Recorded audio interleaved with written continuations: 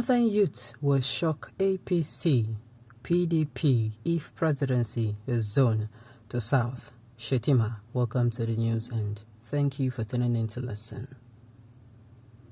Alhaji Yerima Shettima is the president of the Arewa Youth Consultative Forum, AYCF.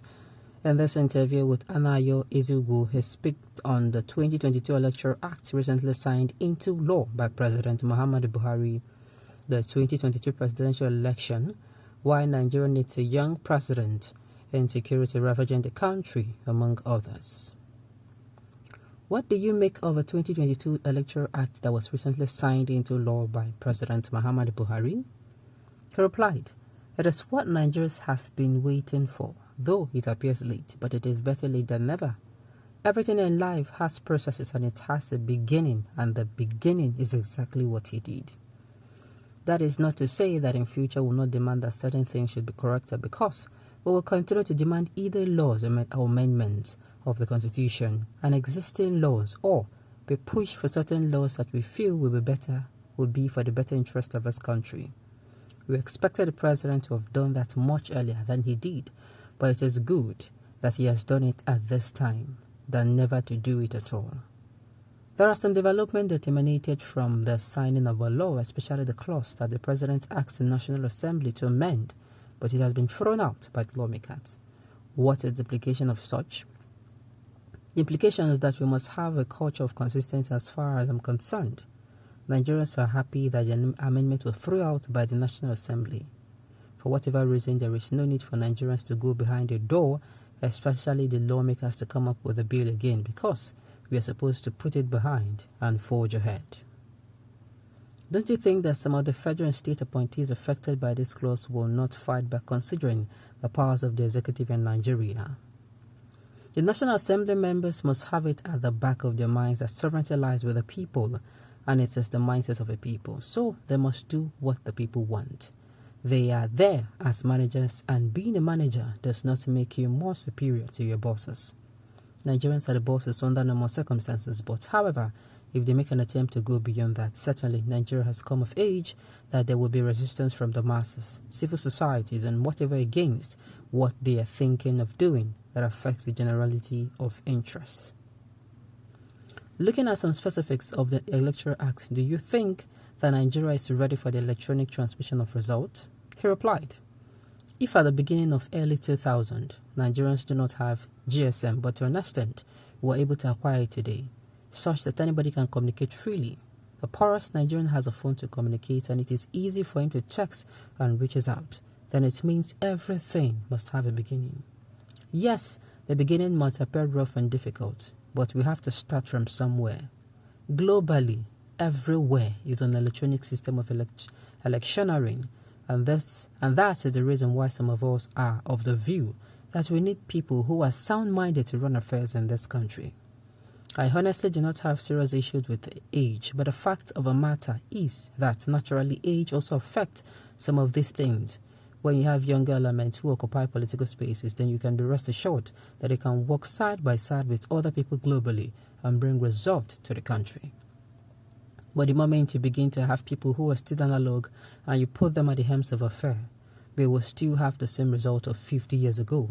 And that is why some of us differ and ideas differ in today's world. We are in a global village, and we need sound people that are digital to move side by side with their counterparts across the world. And that is one of the differences we are insisting on and saying that the right thing should be done. The old brigade should please find a way to relax, or we will forcefully, through all means, practically tell them to go on permanent retirement. APC seems to be settling for a southern presidential candidate, while the PDP is still deliberating on the issue of zoning. It appears that there is consensus within the two major parties that the presidency should go to the south." He replied, "Interestingly, they are not the only two parties in Nigeria. So if the APC or the PDP make an attempt to zone the presidential ticket to the south in the name of zoning, we will shock them. Zoning is a gentleman agreement, and it is not binding on anybody, and certainly Nigerians will give their support to a party that does not zone anything, but allows competence to prevail at the end of the day, because we must forge ahead. We must move on. so the issue of zoning does not arise, and I dare them to zone into the south and look at the margin. At least PDP is not stupid. In fact, PDP is buying time to watch what APC will do. Let the APC do what they are doing, then PDP will surprise them at the end of the day by bringing out a northern candidate. Then we will see what will happen. But my own side of the thinking is that about north or south, but competence and youthfulness.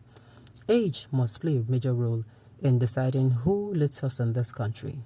The defining factor must be a true Nigerian who has faith in the country, and that is the person we are looking for. The former governor of Kano State and other politicians have announced a political party that will form a third force. Do you see them challenging the APC and PDP in 2023? He replied, in the absence of something better, what Nigerians suspect, you can rest assured that you'll be surprised that the third party may end up having the field day, because if the right thing is not done, certainly you should be rest assured that there will be a lot of stampede in APC and PDP.